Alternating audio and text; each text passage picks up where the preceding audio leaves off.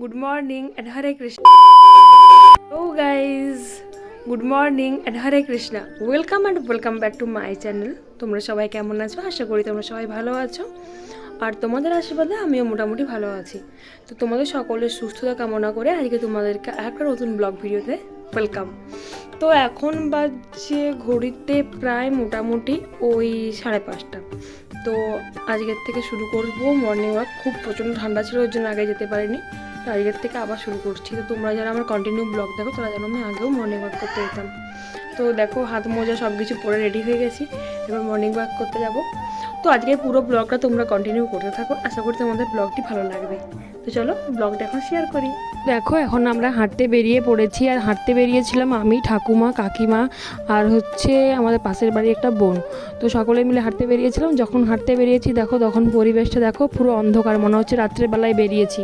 তো অনেক দিন পরে তো হাঁটতে বেরিয়েছি, তো তখন বুঝতে পারছি না, আর শীতকালের দিন তার জন্য এরকম মনে হচ্ছে। একটুই হাঁটাহাঁটি করে যাওয়ার সময়তেই তারপর দেখছি হালকা হালকা মানে আলোটা দেখা দিচ্ছে আর কি, মানে তখনও আকাশে চাঁদ আর কি আছে, মানে সূর্য এখনও ওঠেনি, চাঁদের কিন্তু উপস্থিতি ভালোই লক্ষ্য করতে পারছি। আর অন্ধকার আর পুরো কুয়াশাতে ভর্তি, এরকম টাইমে এত গাড়ি যাচ্ছে কি বলবো। তো দেখো ঠাকুমার আমি বেরিয়েছি, ঠাকুমা মানে জোর করে প্রায় চলে এসছে। ঠাকুমাকে বারণ করেছিলাম আগে ঠান্ডায় আসতে, ঠাকুমা তো কথা শুনে চলে এসছে, মানে আমাকে ছাড়া এক মিনিটও থাকবে না এরকম আর কি। খুব ভালো লাগছে। কার নাম জপ করতে করতে যাচ্ছ? এই রাজেশে আমার রাজেশ মুখে চুপ দাও।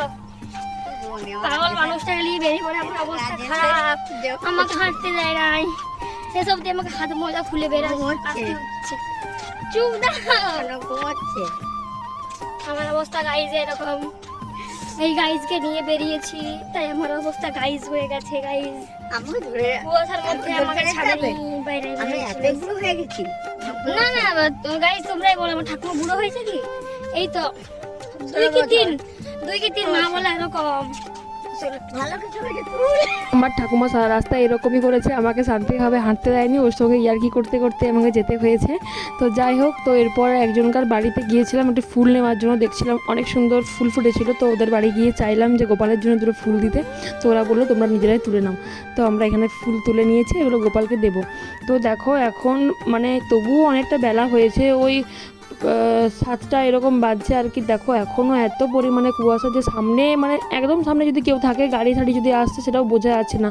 গাড়ির আপার যদি না থাকছে, মানে আলোটা যদি না থাকছে, তাহলে তো আর বোঝাই যাচ্ছে না যে গাড়ি আসছে বলে।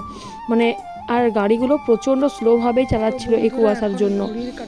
পাশের গ্রামে বজরংবলীর মন্দিরও প্রতিষ্ঠা হলো, দেখো কি সুন্দরভাবে সকলে মঙ্গল ঘট নিয়ে আসছে। ভিডিওটা দিতে হয়তো লেট হবে। তো আজকের দিনটা হচ্ছে 22শে জানুয়ারি, তোমরা সকলেই জানো রাম মন্দির প্রতিষ্ঠার দিন।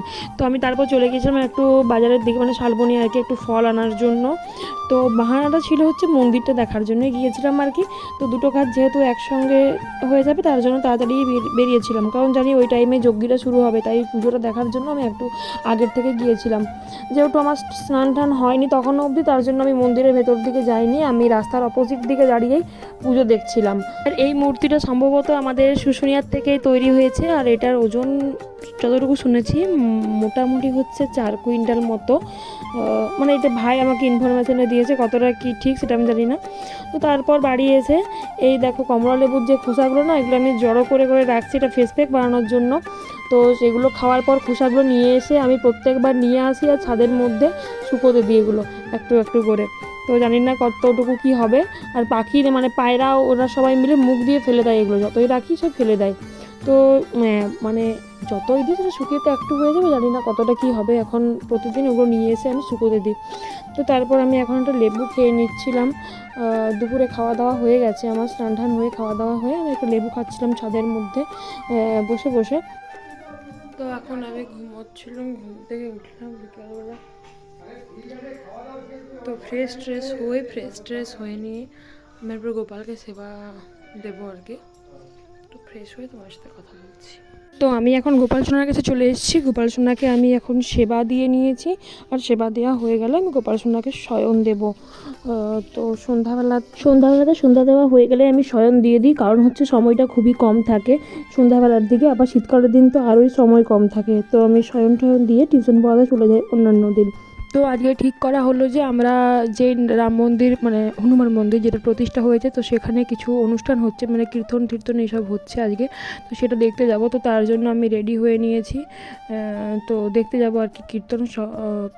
বাড়ির সকলে মিলে, মানে মা যাচ্ছে না, ঠাকুমা, আমি, বোন, কুচি ঠাকুমা, আমরা সবাই মিলে যাচ্ছিলাম। মা বাড়িতে ছিল আর বাবাও বাইরের কাজে ছিল, তো ওই জন্য বাবাও যেতে পারেনি। মানে দেখো সকালবেলাতে যজ্ঞী হয়েছিল, মানে যজ্ঞীর জায়গাটা যেখানে মহাযজ্ঞ হয়েছিল।